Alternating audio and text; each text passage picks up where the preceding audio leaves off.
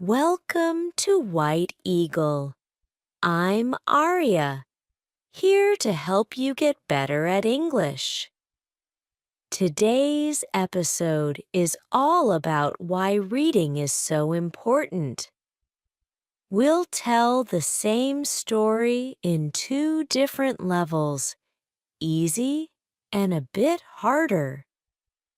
Today's show is for people who are just starting to learn English and those who are getting better. We'll tell the same story twice, once for beginners and once for those in the middle. It's called Why Reading is So Important, beginner level. Why do you need to read in English? Generally, my students often ask me this. They think they go to classes, do homework, watch films in English. So why should they read books? Actually, reading is the best way to improve your English. I will tell you why. At first, reading is very important.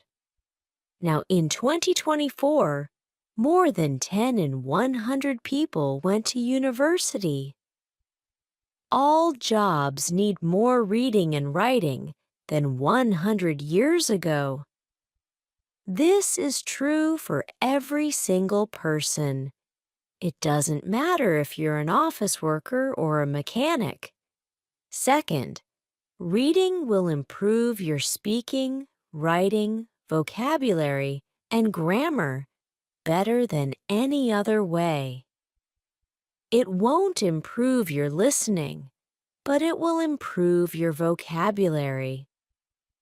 When you have a better vocabulary, you can listen more easily and improve your listening that way. In school, you likely read a bunch of English stuff. Remember those dull textbooks and stories with questions at the end? But I'm not talking about that. I'm talking about reading for pleasure. When you read a book just because you like it, that's pleasure reading. You're not doing it because a teacher told you to or because you feel like you should. You're doing it because you really want to. In 1965, some schools in America tried an experiment. These schools were for boys who had done bad things, like stealing. They gave some of the boys free books. They read a whole bunch of them. Some boys finished a book every 2 days. After 2 years, the teachers gave all the students a test. The students who got the free books got better at reading and writing, and they enjoyed school more. But the students who didn't get the books didn't improve much in reading and writing. Some of them even got worse. This isn't just true for native speakers. They tried something similar with students in Fiji. They used 3 methods to teach. First, the usual way with grammar classes and exercises. Second, reading quietly in class. Third, reading aloud together with the teacher. After a year, the 2 reading methods were the most successful. They were much better than the students who did normal English classes. They tried the experiment again in Singapore. There, the students who read silently did really well. They scored the highest in grammar tests.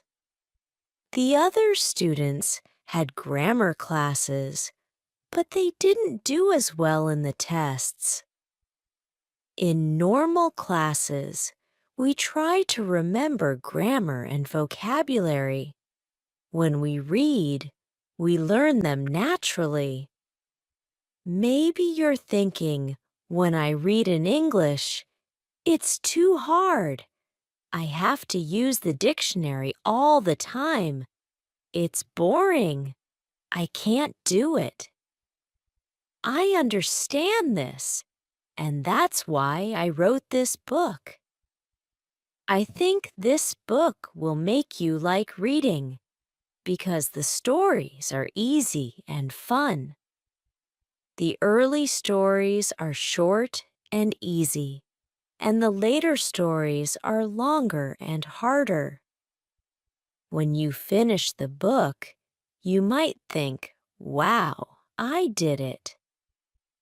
I make daily English audio podcasts on this YouTube channel called White Eagle. And of course, the stories are easy to learn. Now you can read the stories at beginner, pre-intermediate, intermediate, or advanced level. The stories are all fairy tales. Some are very popular fairy tales, but some are not so popular. Maybe you are thinking, fairy tales? Oh, fairy tales are for children. I need useful vocabulary and need to learn about business and science. That can't be fun. Guess what? The vocabulary in these stories can be really helpful. John checked out words in a few stories. It turns out the 85% of those words are on lists of important words, words for university studies. James and Roberts tried something similar. They wondered, if students read 1,000,000 words of science fiction, will they learn important science words for university? And you know what the answer was? Yes. So yes, fairy tales are useful for you too. But I understand if you still don't believe me. When I learned about all this, I found it hard to believe too. But I like to try new things, and I love learning languages. So in 2019, I decided to do an experiment. I had wanted to learn French for a long time, but I didn't learn much in normal classes. I said, I will read 1,000,000 words in French. Afterwards, I will see what my level is. 1,000,000 words is about 20 novels, so it was a lot of work. I started with very easy reading, like our stories. Then I started reading translations of books that I knew in English. For example, I have read The Mystery Girl and A Beautiful Wife in English, so I read them in French too. Finally, I read new books in French. I loved them. I also listened to podcasts, but I always read the transcripts and added the words to my goal. After I read a lot, talked to native speakers and practiced, I got pretty good. I could understand most of what I read, could follow clear speech, and could chat with people. I spent more time reading than speaking. In 1 year, I learned a lot more than most students learn in 5 years. I didn't try to memorize grammar or words. I just picked them up and learned them naturally. Maybe you're thinking, I don't believe this. Or maybe you're thinking, wow, I'm going to read for hours every day. But I have to say something very important. You must read books that are easy. You must read books that are enjoyable. For this, subscribe to our channel. Stephen Krashen, an expert in language teaching, says only read things in English that are fun and interesting. Read things that are really easy that you wouldn't read in your native language because they are too easy. So you can read comics, magazines, detective stories, romance stories, and so on. Don't feel bad about reading translations. When you read really simple books, if there's a word you don't know, it's easy to figure out what it means without needing a dictionary. So what counts as easy? Studies suggest you should be able to understand at least 98% of the words in a text. 98%. That's a lot. Yes, it is. Let me give you an example. Imagine a text where 10% of the words aren't real. That means you only understand 90% of the words. Jerry sprang out of bed and opened the curtains. He hummed to himself as he made breakfast. He brewed coffee and spread butter on his toast. Someone called his phone and he answered it. He was very startled by who was tealing, so his cup slipped from his hand and fell on the floor. Is that easy to understand? Could you read a whole book of that? Here is the same text, but only 2% of the words are not real, so you should understand 98% of the words. Jerry hopped out of bed and opened the curtains. He sang to himself as he made breakfast. He made coffee and put butter on his toast. Someone called his phone and he answered it. He was very surprised by who was calling, so his cup slipped from his hand and fell on the floor. How was that? You probably didn't understand everything, but it was more fun to read than the first text. That's why reading for pleasure is so great. Maybe you don't understand everything, but you understand enough to follow the story, and you don't have to pick up a dictionary.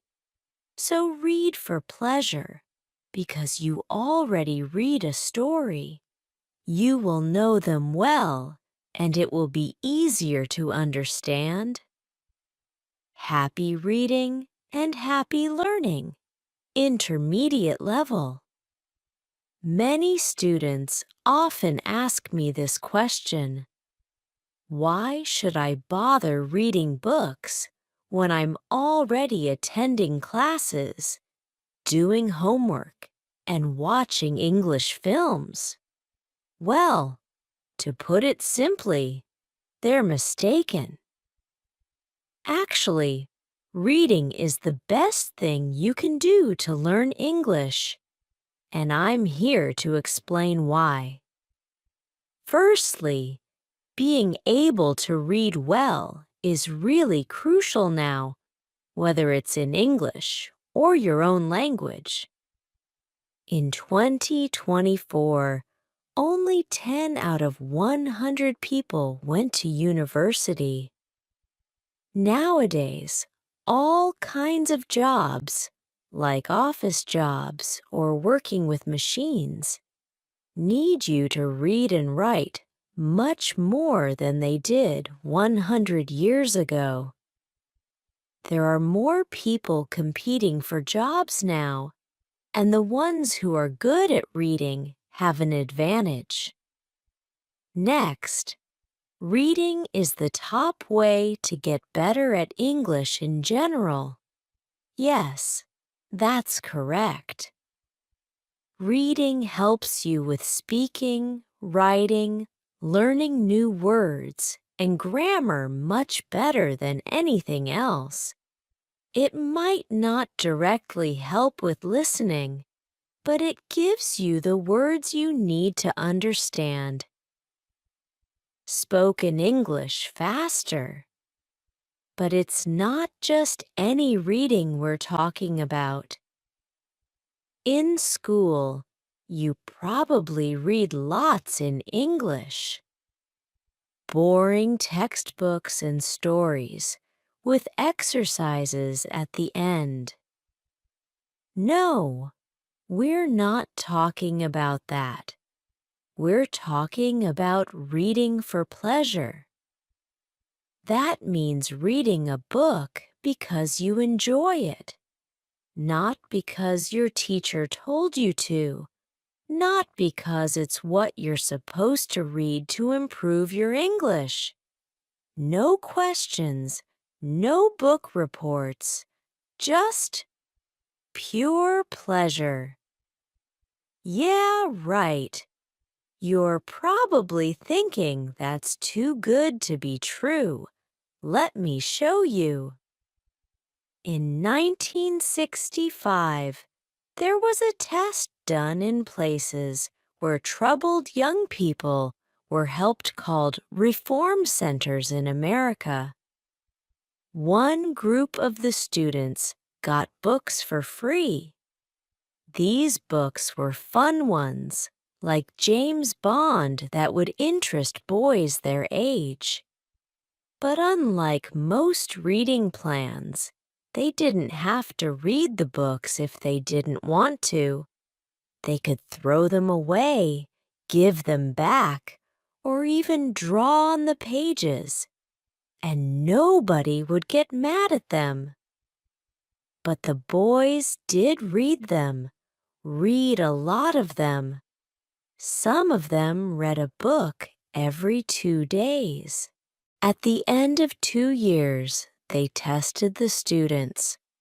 Not only did their reading and writing greatly improve, so did their attitude towards school. But the students who were not on this program stayed the same. In fact, some of them got worse over the 2 years. This isn't just for native speakers either. A study of English as a second language students in the Fiji Islands looked at 3 methods. Traditional English teaching, sustained silent reading, which means reading in silence for a long time, and a more conventional reading program where the teachers read aloud to the students. At the end of the first year, students who were taught using 2 different reading methods showed a 15-month improvement in their English skills, while those taught with the traditional method only improved by 6.5 months. In a similar study conducted in Singapore, students who practiced sustained silent reading performed better in grammar tests compared to those who only attended grammar classes. This suggests that while doing grammar exercises helps us memorize language rules, reading allows us to naturally absorb them. But I know what you're thinking. That's all well and good. But when I pick up a book in English, it's too hard for me. I get bored of looking up words, and I give up after a few minutes. That's why I wrote this book. It is designed to make you fall in love with reading by providing fun, familiar stories that are easy to understand. The stories are all fairy tales. Some are very popular fairy tales, but some are not so popular. Again, I know what you're thinking.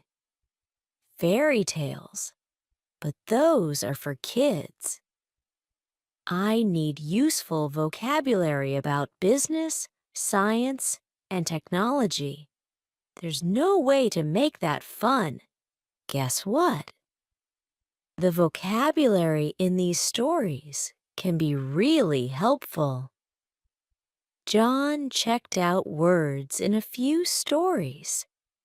Turns out, 85% of those words are on lists of important words for university studies. James and Roberts tried something similar. They wondered, if students read 1,000,000 words of science fiction, will they learn important science words for university? And you know what the answer was? Yes. So yes, reading fairy tales will help your English in all areas, even for academic purposes. As an English teacher, I've seen many times that the students who do the best are those who read the most. For IELTS, for university, for business, or just for travel, reading is the factor that predicts success. But I understand if you're still unsure. When I learned about all this, I was too. But I like to experiment, and I have a passion for learning languages. So in 2019, I decided to do an experiment. I had wanted to learn French for a long time, but I didn't learn much in normal classes. I said, I will read 1,000,000 words in French. Afterwards, I will see what my level is. 1,000,000 words is about 20 novels, so it was a lot of work. I started with very easy reading, like our stories. Then I started reading translations of books that I knew in English. For example, I have read The Mystery Girl and A Beautiful Wife in English, so I read them in French too. Finally, I read new books in French. I loved them. I also listened to podcasts, but I always read the transcripts and added the words to my goal. After I achieved my goal, I tested myself by writing and talking to native speakers and found I was at a decent intermediate level. I could understand almost everything I read, understand clear speech, and have conversations at a comfortable level. Even though I had barely spoken the language since I started learning, I had been learning for about a year, and I had made more progress than most students make in 5 years. I didn't memorize the vocabulary and grammar rules. I absorbed them. By this point, you're either thinking this is all complete nonsense, or you're super excited, ready to start reading for hours a day. But the next thing I'm going to say is extremely important. You must read books that are easy. You must read books that are fun.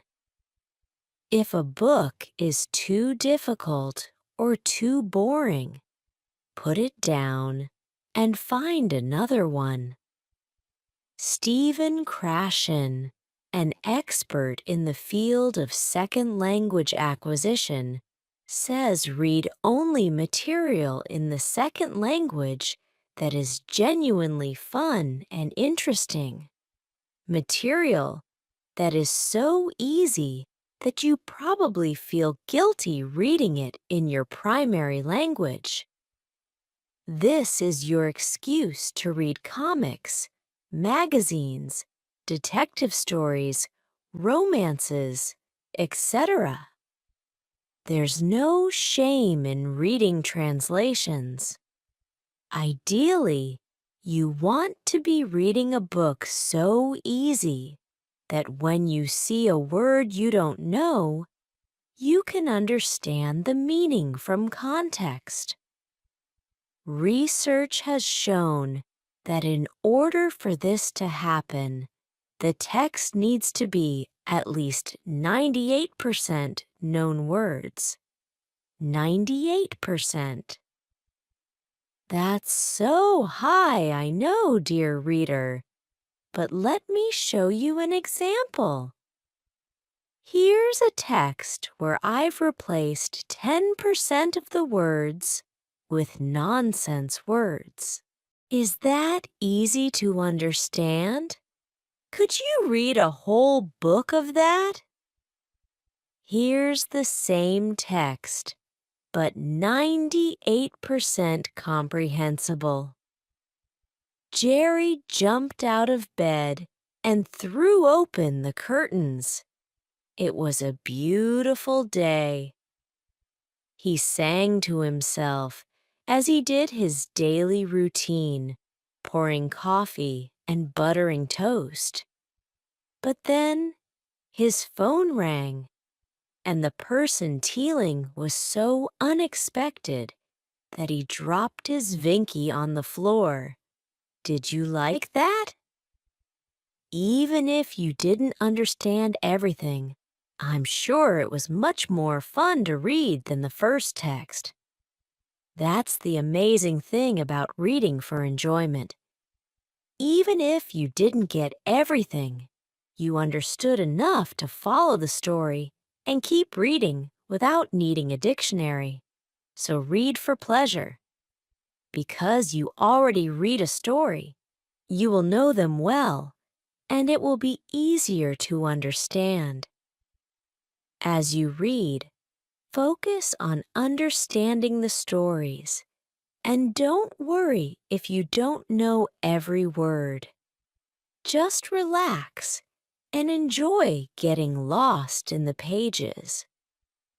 Believe it or not, we learn better when we have fun.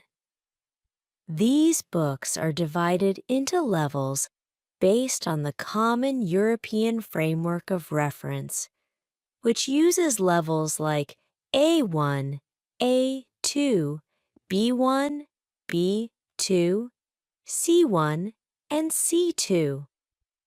However, these books only cover levels A2 to C1. If you're at level A1, you might need more structured teaching before you start reading these books. If you're at level C2, you can start reading books written for native speakers.